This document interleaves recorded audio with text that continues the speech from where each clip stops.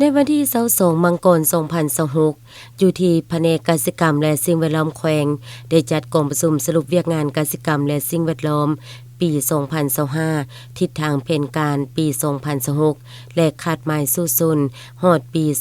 2030โดยการเป็นประธานของท่านโพคำจันทสุขหัวหน้าแผนกกสิกรรมและสิ่งแวดล้อมแขวงมีบรรดาคณะพรรคพนักงานหัวหน้าห้องการกสิกรรมและสิ่งแวดล้อม7ตัวเมืองเข้าร่วม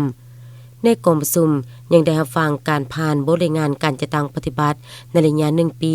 ผ่านมาของแผนกกสิกรรมและสิ่งแวดล้อมได้กำหนดการเคลื่อนไหวตามยุทธศาสตร์พัฒนากสิกรรมและป่าไม้แต่นี้ฮอดปี2025วิสัยทัศน์2030และโดยกำหนดเอา4แผนงานหลักคือแผนงานผลิตเสบียงอาหารให้มีความมั่นคงและครบถ้วนด้านโภชนาการแผนงานการผลิตเป็นสินค้าที่ได้ทั้งปริมาณคุณภาพและเป็นกสิกรรมสะอาดแผนงานการคุ้มครองป่าไม้และทรัพยากรป่าไม้แบบยืนยงแผนงานพัฒนาชนบทและลดพรความทุกข์ยากด้านการผลิตข้าวขาดไม้สู่สุน 40,690 เฮกตาร์สมรรถภาพการผลิตเฉลี่ย 3.94 ตันต่อเฮกตาร์ผลผลิต 160,200 กว่าตันปฏิบัติใด 40,200 กว่าเฮกตาร์น้ำท่วมเสียหาย 3,300 กว่าเฮกตาร์เนื้อที่เก็บเกี่ยว 36,900 กว่าเฮกตาร์ผลผลิตใด 134,700 กว่าตันเท่ากับ 98.99 ส่วนร้อยเทียบใส่แผนการเฉลี่ยปริมาตรได้373กิโลกรัมต่อคนต่อปีการผลิตพืชทั้งหมดเนื้อที่แผนการ 30,000 กว่าเฮกตาร์ปฏิบัติได้ 39,700 กว่าเฮกตาร์เท่ากับ132กว่าส่วนร้อยการผลิตซีนปลาและไข่บริโภคภายในแขวงทั้งหมดได้ 21,800 กว่าตันเฉลี่ยการบริโภคได้65กิโลต่อคนต่อปีเท่ากับ100ส่วนร้อยของแผนปี65กิโลต่อคนต่อปี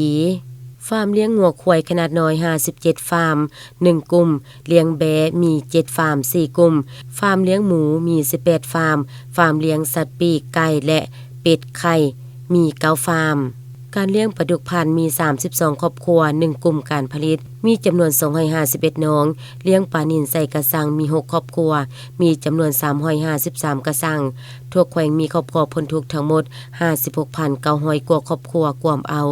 97กว่าส่วนร้อยบ้านพ้นทุกข์ทั้งหมด264บ้านกวมเอา92กว่าส่วนร้อยมีครอบครัวพัฒนาทั้งหมด 53,500 กว่าครอบครัวกวมเอา91กว่าส่วนร้อยบ้านพัฒนามีทั้งหมด230บ้านกวมเอา 80.99 ส่วนร้อยการขึ้นทะเบียนออกใบตะดินสามารถปฏิบัติได้ 12,359 ตอนบรรดาโรงงานและกลุ่มการผลิตพืชผักในการผลิตฝุ่นชีวภาพภายในแขวงทั้งหมดได้291.9 ตันมีชลประทานทั้งหมด162แห่งนำใส่ได้113แห่งสามารถสนองน้ำให้แก่ในที่ทำการผลิตในฤดูฝน 6,321 เฮกตาร์ฤดูแล้ง